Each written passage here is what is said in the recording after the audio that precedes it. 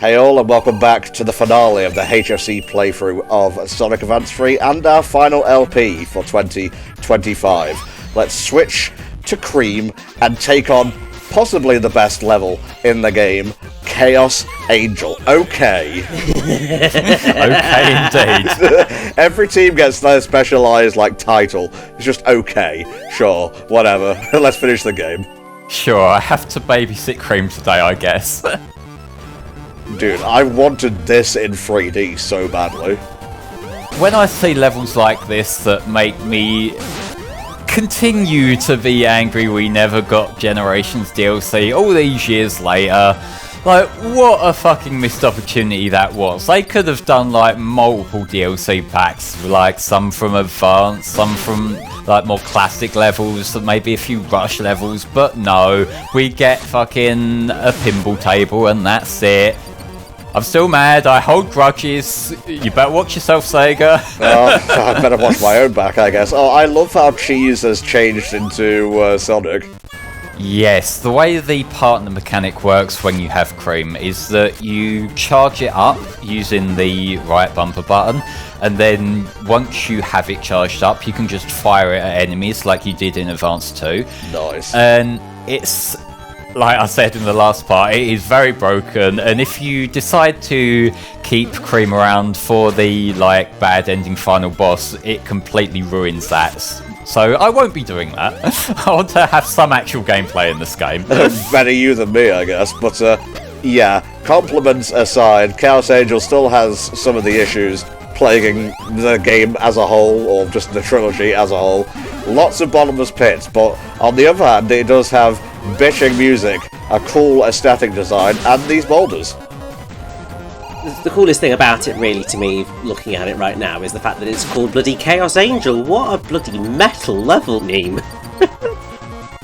Yeah, and the fact that it is part of Angel Island as well, so it is the level you know, but corrupted and falling apart. And I know that Angel Island falling apart isn't exactly novel, but when they present it like this, it works really well. This ain't your daddy's Angel Island. I know we talk about it having some of the dimsisms, and they're here, they're very prominent here. There's bottomless pits, there's crushes and poorly placed enemies, all the usual good shit. But the difference here, this is the final level. You expect it to be difficult. Yes. You don't expect that bullshit in level 1. That's where the problem in Route 99 was. Yeah, that level, the first level in a game, especially a platformer, is to get you, in the flow, for you to get to grips with the controls. You can't really do that when you're going blisteringly fast and then a crusher comes down from above, off screen, I might add, because this is still a GBA game, and then you instantly die. And while ports, say Sonic Genesis and whatnot, you can at least understand how it happens with things like causing screen crunch and that. This is a native Game Boy Advance game. And so it was designed with the Game Boy Advance resolution in mind, and yet things like that still made it through. Yes. Which, that feels like a bit of a shortcoming. And I have heard, and I can't confirm this, but it would make sense if it's the case, that a lot of the level designers didn't have much experience for this game, and it kind of... if you think of it as though the levels were being developed in...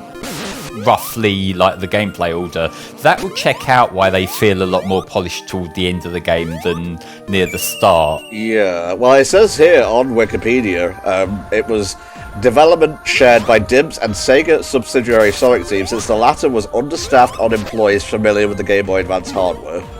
Yeah, that kind of checks out. And I believe this game was also published by THQ in some regions as well, wasn't it? That's correct, yeah. It kind of does give off hints that maybe things weren't quite as smooth behind the scenes as you would ideally hope. So, it doesn't necessarily excuse the problems with the final product, but it does help you understand how they maybe came to be. Well, explaining the development woes is never excusing something. I never understood why people try to go down that train of thought. The problem is that sometimes there are complaints from the like opposite extreme where, you know, like there's a game that's clearly had struggled development and like the feedback that you see online is, oh well, they're just lazy, and like I don't agree with that. Yes. But also I feel like some of the other like more, I guess, empathy driven criticism or defense or whatever is kind of like an overcorrection. Obviously, the people working on the game deserve to be respected, and like sometimes they are trying to make the best out of a bad situation. And just in principle, I do respect that. I believe in a lot of cases, like, you know, limitations can breed creativity, and a lot of people may had to settle with less than ideal solutions to problems that they're forced into. Yeah. But at the same time, it is a product that is being sold, and some people aren't going to be content with their purchase. So you also have the consumer side of it, of like, you know, this new game that, like, I do feel bad for the development team that they were rushed for time, or, you know, there was this other complication. But, yeah. Like, that doesn't give me my 60 quid back. Like, with new games in particular. I think, it's finding that balance between understanding that outside of very rare cases, no group of developers sets out to make a bad game. It's just that sometimes either through their lack of skill, their lack of knowledge, lack of time, lack of money, so many different reasons, sometimes games just don't end up being as good as they could be. And yeah, it's often not necessarily the fault of the developers, and it is that whole thing of going, we can give them grace and treat them with respect and go, you've tried, but you can still quite happily say, no, this game is awful if it's awful. Yeah. Budgets also are not infinite, and redoing things, tweaking them, takes money, which is why sometimes, say, you'll see an anime that has some really unfortunate, like, boarding. And I know what you're going to say, Flame, so I'm just going to cut you off there and tell you to shut up. But it usually gets fixed on, like, Blu-ray and whatnot. That's because they were most likely allocated more budget to be able to do that. With gaming, I'm not entirely sure if that's the same thing. I know Iizuka argued for Frontiers to have more time, and I think budget as well, and in the end that turned out not a perfect game, but one that was definitely above previous 3D Sonic titles in recent memory. But not every team is going to have the ability to fine-tune to the level that they want to. Sort of the big thing there is, effectively what we're talking about is, for most instances, it's the Nintendo model of Nintendo are very fortunate to be in the position that they're in that generally they will hold back a game until they think it is good enough to ship. They will go and fix it and spend time to fix it, and they will delay it because they have the money to. Sometimes they won't, and sometimes it will go tits up, but most of the time that is the approach that they take. And that's because as a developer and as a publisher, their approach is, we want to create a product that people will have fun with. There are other publishers out there whose main approach is, we want to make as much money as possible, and that's often where the problem comes in, with not giving a game enough time, not giving a game enough money, not giving a game enough developers, and that's why we often have buggy messes of games, because one or all of the above ends up happening. Well, the thing is, like you say, Nintendo are in a position where they can do this. The thing with game publishing is that every day that goes by without this game on the shelf is a game that they're losing money. It's another day of development, it's another day of people's wages.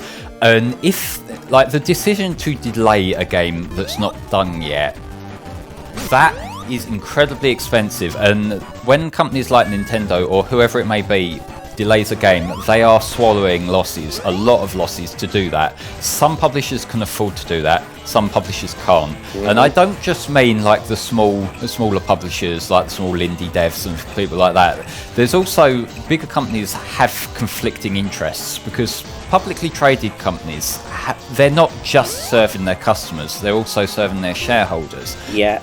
And if they're not delivering value to both parties, they're failing someone. So it's not as easy as just, well, the game's not done. They're like, this is like this billion-dollar company, they can afford to swallow it, because the billionaire CEOs aren't going to be affected, but the private investors who put money into this company expecting a return on their investment aren't getting that return in their investment, and they're going to pull out. Yep. So it does hurt the company to not deliver on those, deliver a return. So it's a problem when a game comes out and it's got problems, but there's a reason why it's not quite as easy as just, give it another few months. Yeah, why are you trying hard enough? Yeah, just stop being lazy. Just get some more money. It's easy. And I mean, the other thing is that sometimes, and this is just true of any creative endeavour, sometimes people come up with ideas that you think are going to land, and then they just don't. And sometimes there's no real rhyme or reason as to why that happens. Sometimes things just don't work out, and there's that whole sunk cost fallacy with a lot of video games, and the fact of you've put that much money and effort and time into the product, you've got to release it. It might not have turned out the way that you wanted it to, but you've got to make your money back somehow, and putting more money in isn't going to help it sometimes. I think this whole part of the commentary was just forming a defensive cope for Sonic Team as a whole, but we meant what we said. There's more going on behind the scenes than any of us consumers are privy to, and while you don't have to be sympathetic to that, or empathetic even, maybe just stop once in a while and consider it is what you're saying. Again, you don't even have to do that, but, just think about what it makes you look like. My general thing is sometimes there's blame to be passed around, sometimes there isn't. But if you're gonna start throwing blame around, make sure you're at least directing it at the right people, because it is incredibly cringeworthy seeing the developers who are basically just doing their jobs getting blamed for decisions that have been made made outside of their control. And that's where I start to go on the defensive a bit. Yeah, for sure. So anyway, that was one of the most philosophical conversations we've ever had on HSE. Let's dumb it down a bit. So, Flame, you like Special Stage, yes? No, not this one, I don't. This one's one of the tightest, most difficult special stages I've ever fucking played. Jesus. I talked about it during the first one that we showed off, that the perspective's a bit fucky. It's not the end of the world in the first ones, because there's a lot of excess rings, so that even if you miss a few, it's not the end of the world. Here, it is very tight. If you don't get them as they come at you, especially the big clumps, you're gonna be pushing your luck a bit with it. So, yeah, good luck. If you're not shamelessly save scumming like I was here, then you're gonna be running back looking for more keys. Oh my god, can you imagine if they do an advanced collection and it doesn't have save stating and rewind? I would have to go have a word with Skylar in his little disguise. It's fine. Because look, guys, this is the SA3 you always wanted, right? Don't get me started. That would be the monkey's paw of the Sonic universe. What if it was purple? There we go. This is enough to go super, right? And 2 becomes 7. That's the meme, right? Yeah. I'm so old. So very, very old. Alright, it's boss time, y'all. Once we find it, that is. You'll never get me in this maze, Sonic! Yes, it is very easy to accidentally throw yourself into levels that you're not trying to go in. That's the thing that can happen too in these hub-worlds. We sort of get lifted up in mid-animation. Alright, let's do this thing. I'm coming for you, Eggman! Oh god. Oh, I forgot. It's another shit boss. This nearly gave me a panic attack when I streamed it. It's kind of terrible. It's another one, similar to what I was saying about Superstars. This game does also have a co-op mode. and I think this is one that's sort of designed with the intent of your second character being like, well, having one character either side of the rail here. And so, like, it's a lot easier to manage. When you're trying to use the portals, you might think of, like, well, speedy thing goes in, speedy thing comes out. Not always. Sometimes it feels like it does something to your momentum when you go through, so you don't necessarily come out as fast as you think you might. And so you're sort of second-guessing yourself, and it's very easy to just accidentally roll into him, like, on the wrong side of him. That was cathartic, seeing you taking him down so effortlessly, Flame, so thank you. When you say effortlessly, I effortlessly reloaded the state over and over until I beat him. Gotta say, your gameplay has been sublime. I haven't seen nary a one less than gold.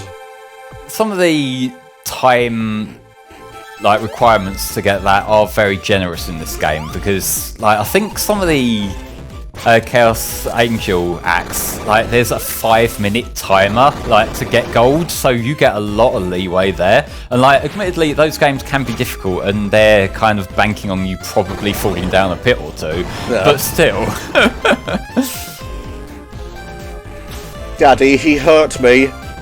Don't worry, son. I have the big emerald. It doesn't look that much bigger in this version. No, just imagine it's far in the background. That would make it look smaller, yeah, not the same size as Sonic. The perspective in this is very strange, but we'll just let it happen. This is a Mega Man Sigma boss. Just look at it. It basically is the X1 boss, isn't it? Another boss with instant kills, pretty much. Yeah, if it smacks the platforms down while you're standing in it, you're going down that pit. I said I wasn't going to cheat using Cream, I'm cheating using Tails instead. Hey, you're not contradicting what you said, Flame, so that's more than fair. I also recorded this footage in January, so I can't remember exactly what I did at every single moment. Look, when we say it'll happen eventually, we said that we would do Advanced 3 in 2025. And we've sort of technically done it! We have done it! Yes, the last few days of the year. That's how the fuck I get done. Exactly 9 years to the day since the Advanced 2 run wrapped up. We're very good at this. It still says 8 years by my count, but I imagine when it goes up, that will have changed its tune. Now, if you have all the emeralds, you go to the super-de-duper secret final boss, Jamal. I thought we were pals. You thought wrong, bitch. You have shiny things and I want them. Oh. Your super form is just an orb? It's not the most interesting design, yeah. Now watch how a pro does it. Why did he give us these back exactly? Yeah, I'm wondering that as well. I'm assuming he just, drained half of the power of the emeralds, because they are infinite. Yeah, but is this, an Adventure 1 thing where, they were using the negative energy or some shit like that? Fuck it, yes. Sonic and Tails. Tails? Tails, where are you? Tails has gone out for a fag, he'll be back later. The best level name ever. Nonaggression. Sonic, use your tactician and perform an attack with me. Oh, tag action, not tactician. We can make words up here, it's fine. So you fire Eggman and you hit with Supersonic. Boom, jobs are good.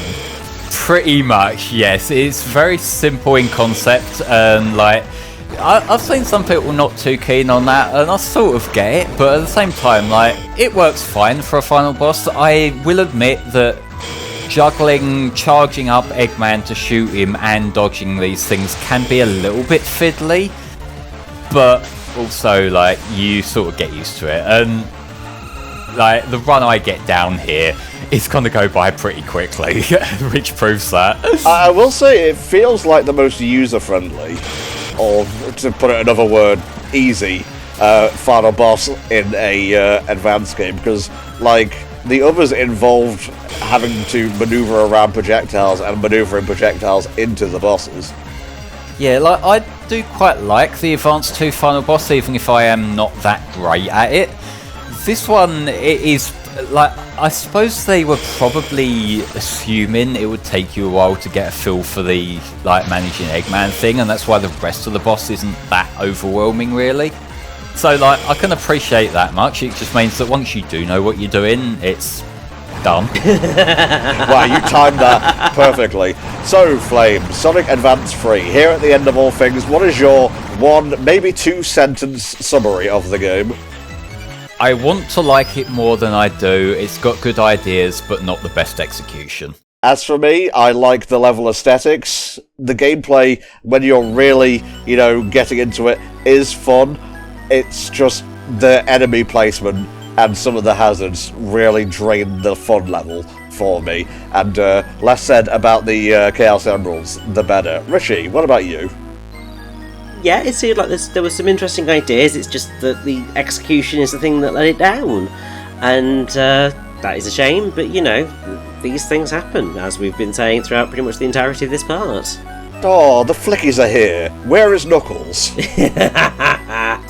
He wasn't invited. Actually, where is Knuckles? That's a good point. It's his emerald. Is he just standing behind it? He must be, because... Oh, there he is. There he is, yeah. He was just waiting for them all to bugger off so he could go, you see, my emerald. Mine. For those of you watching who love Advance 3 and took all of our criticisms on the chin and in good sport, thank you. Was a little bit hesitant to do this playthrough, which might explain why it took so long, but I think we did a good job, so thank you all. Jamal is fine, he will be fixed up and he will become the Guardian of Cream, only to be never seen again.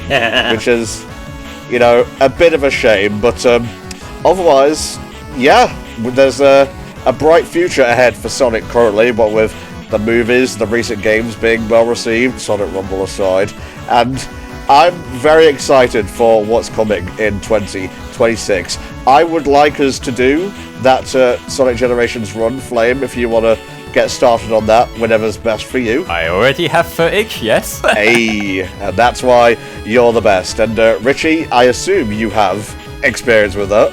Yeah, I might do, yes. Well, there you go then. It's looking like a playthrough for the ages. So, I've been Antom64. I've been the Flameclaw. And I've been Richie. Thank you so much for all your support in 2025, and we will see you guys next time for another Sonic playthrough here on HellfireComms. Thanks again, y'all, and see you next year. Bye-bye.